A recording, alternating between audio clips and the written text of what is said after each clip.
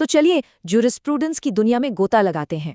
आज हम कुछ सबसे ज़रूरी कानूनी कॉन्सेप्ट्स की एक ज़बरदस्त चीट शीट तैयार करने वाले हैं।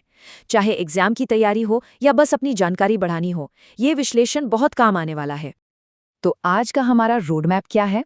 हम शुरू करेंगे कानून की जड़ों से। फिर देखेंगे कि कानून की नज़र में व्यक्ति कौन है। उसके बाद ओनरशिप और राइट्स को समझेंगे और आखिर में बात करेंगे अपराध और उसकी सजा पर। तो चलिए शुरू करते हैं। अच्छा, तो सबसे पहला और सबसे बड़ा सवाल, ये कानून आता कहाँ से है? ये एक ऐसा सवाल है जिस पर सदियों से बड़े बड़े कानूनी जानकार बहस करते आए हैं। और देखिए, सारी बहस ना आकर इसी एक सवाल पर टिक जाती है।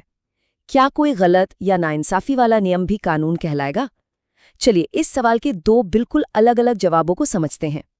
तो यहाँ हमारे सामने दो एकदम अलग अलग सोच हैं। एक तरफ है नेचुरल लॉ, जो ये मानता है कि कानून का आधार नैतिकता यानी मोरालिटी है। मतलब अगर कोई कानून अन्यायपूर्ण है तो वो सही मायने में कानून है ही नहीं। वहीं दूसरी तरफ है पॉजिटिव लॉ, जो कहता है कि भाई मोरालिटी को साइड में रखिए, कानून बस वो है जो सरकार ने बना दिया, बात खत्म। अब इसी बहस को थोड़ा और आगे बढ़ाते हैं।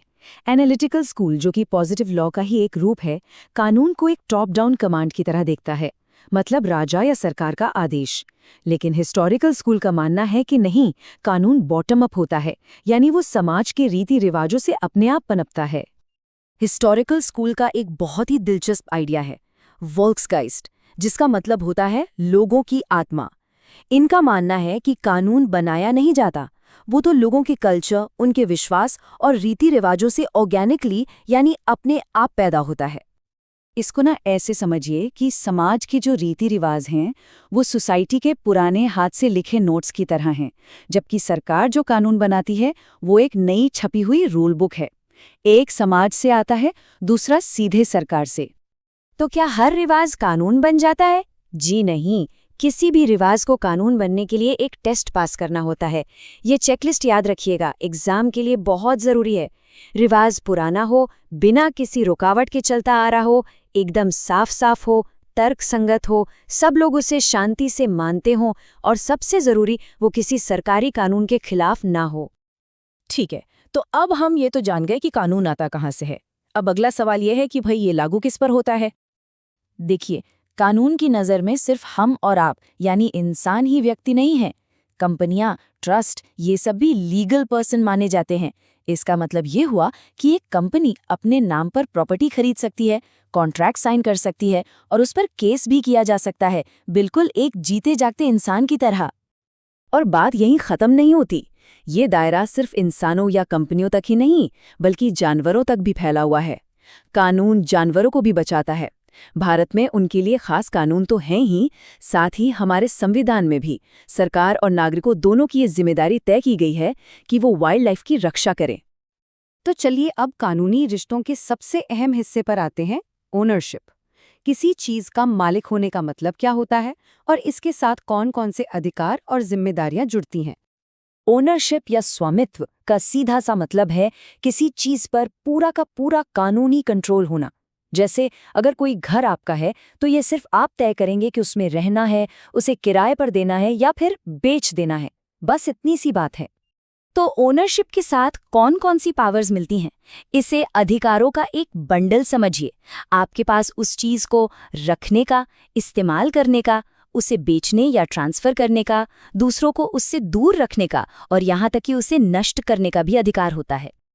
और हाँ, जहाँ अधिकार होता है वहाँ कर्तव्य भी होता है। ये दोनों एक ही सिक्के के दो पहलू हैं। अगर आपका किसी चीज पर कोई राइट है तो किसी और की ये ड्यूटी है कि वो आपके उस राइट की इज्जत करे। अच्छा, राइट्स भी दो तरह के होते हैं।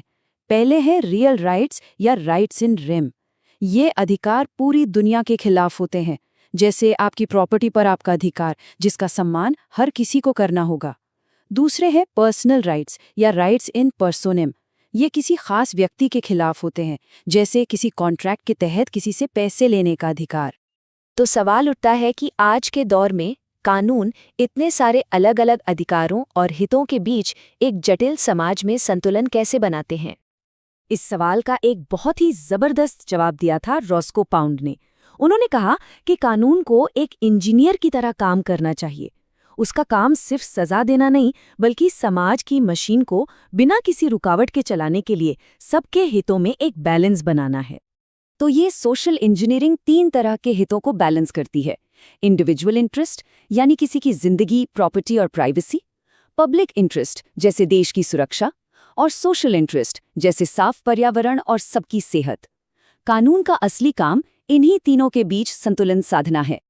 लेकिन तब क्या होता है जब लोग इन नियमों को तोड़ लेते हैं?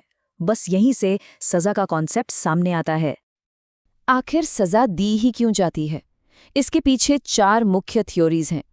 पहली है रिट्रिब्यूटिव, यानी जैसे को तैसा या बदला। दूसरी है डेटरेंट, यानी समाज में डर पैदा करना ताकि कोई और वैसा अपराध न करे। तीसरी है प्रिवेंटिव, यानी अपराधी को दोबारा जुर्म करने से रोकना। और चौथी है रिफॉर्मेटिव, यानी अपराधी को सुधार कर एक अच्छा नागरिक बनाना। भारत के कानून में सजा के कई रूप हैं, जुर्माने से लेकर संपत्ति जब्त करने तक और उम्र कैद से लेकर फांसी तक, जो कि सिर्फ रेयरेस्ट ऑफ द रेयर मामलों में ही दी जाती है।